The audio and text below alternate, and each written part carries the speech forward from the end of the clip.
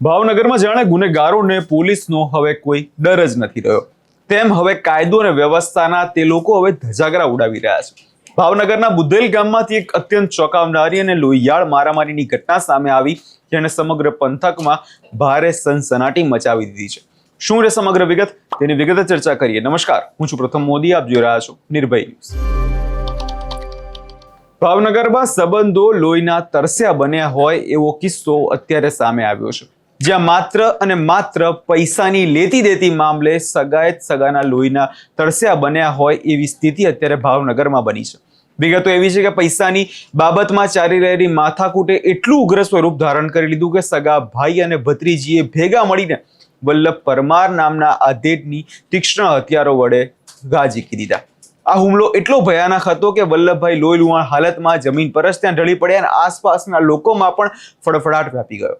ઘટનાની જાણ થતાં સ્થાનિક લોકો એકઠા થયા અને લોહીથી લથબથ ઈજાગ્રસ્તને તાત્કાલિક ભાવનગરની હોસ્પિટલ ખાતે ખસેડવામાં આવ્યા, જ્યાં હાલ તેમની સ્થિતિ અત્યંત ગંભીર અને નાજુક હોવાનું અત્યારે સામે આવી રહ્યું છે।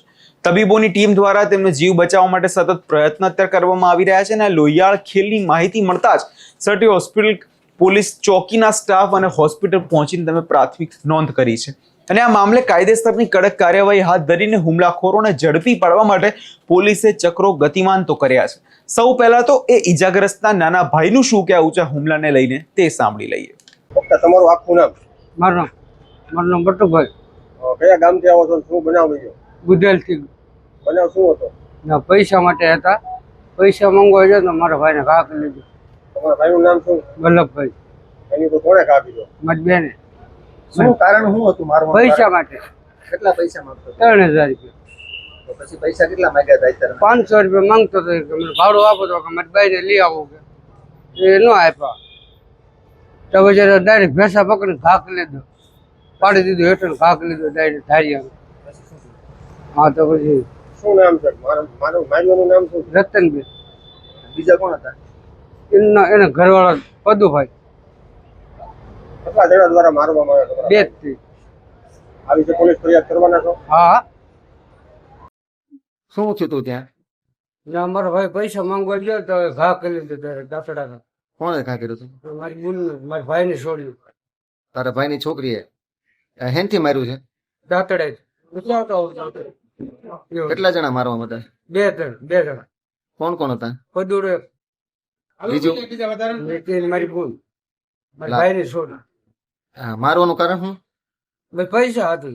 શેના પૈસા લેવાના હતા એને? મારો ભાઈ માંગતો હતો 3000 રૂપિયા માંગતો હતો મને કે થોડોક જાજારે તો થોડાક તો મને આપું તો મારી ભાઈ મારી બહુ લઈ આવું એમ ફરી ન આપ્યો પછી હામાં લાગી।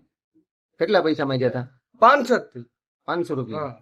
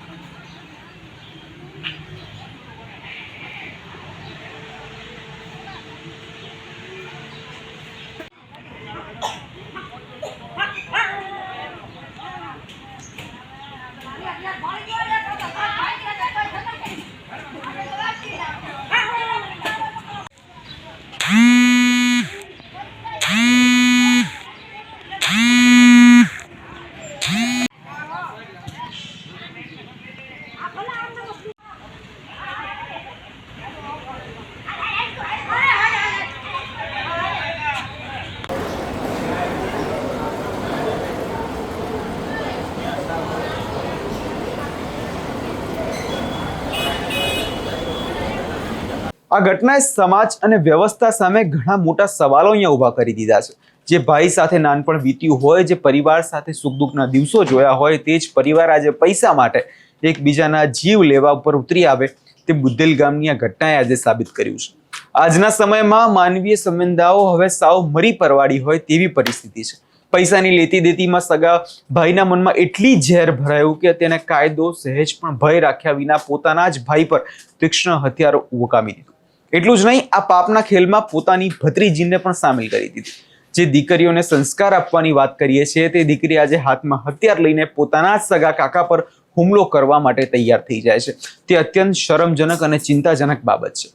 પણ મિત્રો, આ બાબત અત્યારે બુદ્ધેલ ગામની એકલૌતી ઘટના નથી. ખરેખર અત્યારે જોવા જઈએ તો ભાવનગર જિલ્લામાં અને જે શહેરમાં કાયદો અને વ્યવસ્થાની સ્થિતિ છે તે દિવસે ને દિવસે કથળતી જઈ રહી છે. આજે ગુનેગારો ત્યાં બેફામ બન્યા છે. ભાવનગરમાં જાણે ખાખીનો ખોફ હોય, સાવ ખતમ થઈ ગયો હોય એવું ચિત્ર અત્યારે ભાવનગરનું બની ગયું છે. અવનવાર લૂંટની ઘટના બને છે, ચપ્પુબાજી થાય છે, હત્યાના બનાવો બનતા હોય છે. અખબારોની હેડલાઇનમાં રોજ ભાવનગર હોય છે. સામાન્ય નાગરિકો હવે પોતાના ઘરમાં કે રસ્તા પર નીકળતા પણ ભાવનગરમાં કદાચ ત્યાં ડરી રહ્યા છે. જ્યારે સામાન્ય જનતા સુરક્ષિત નથી ત્યારે હવે પોલીસ તંત્ર કઈ દિશામાં જઈ રહ્યું છે તે સવાલ અહીંયા ઉભો થાય છે. શા માટે ભાવનગરમાં ગુનેગારોને કાયદાનો ડર નથી રહ્યો? શા માટે લુખ્ખા અને અસામાજિક તત્વો દિવસે ને દિવસે હથિયારો લઈને નીકળે છે અને આવો આતંક મચાવે છે? શું પોલીસ માત્ર ટ્રાફિકના દંડ ઉઘરાવવામાં અને રીલો બનાવવામાં જ વ્યસ્ત છે? ગૃહ વિભાગ આ બાબતે અત્યંત ગંભીરતા લેવાની ખૂબ જરૂર છે.